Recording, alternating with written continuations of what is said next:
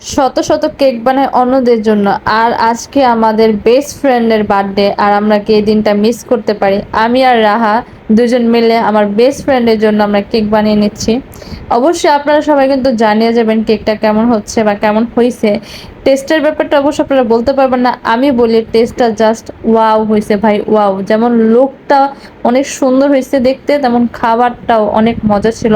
টেস্টটা সেই স্বাদ ছিল ভাই, সেই স্বাদ। অবশ্যই আমার হাতের কেক যে খাইছে সে বলতে পারবেন যে কেমন টেস্ট হয় আর কতটা ইয়ামি হয়। আর আমার হাতে কেক কে কে খাইছেন সেটা কিন্তু অবশ্যই কমেন্ট বক্সে জানিয়ে যাবেন আমার জানের জিগের কাছের মানুষগুলা।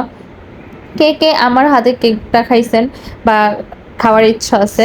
দেখতেই পাচ্ছেন খুব যত্ন করে ২ বান্ধবী কেকটা রেডি করতেছি। আর কেক ডেকোরেশনটা কেমন হচ্ছে বা হইছে সেটা কিন্তু অবশ্যই জানিয়ে যাবেন।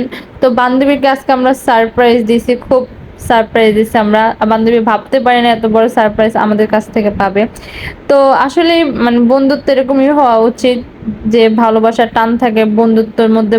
ভাই মানে ভাই বোনের একটা সম্পর্ক হয়ে যায়। ফ্রেন্ড তো একটা নাম থাকে অন্তত। আর সম্পর্কটা হয়ে যায় আমাদের ভাই বোনের মতন। তো আমরা খুবই ক্লোজ। আলহামদুলিল্লাহ, আলহামদুলিল্লাহ আমাদের বন্ধুত্বটা আরো অনেক অনেক দূরে যাবে। আর আলহামদুলিল্লাহ আমি এরকম বন্ধুত্ব বান্ধবী পাইছি। আল্লাহর কাছে লাখ লাখ শুকরিয়া। খুব খুব খুশি আমার বান্ধবীদের জন্য।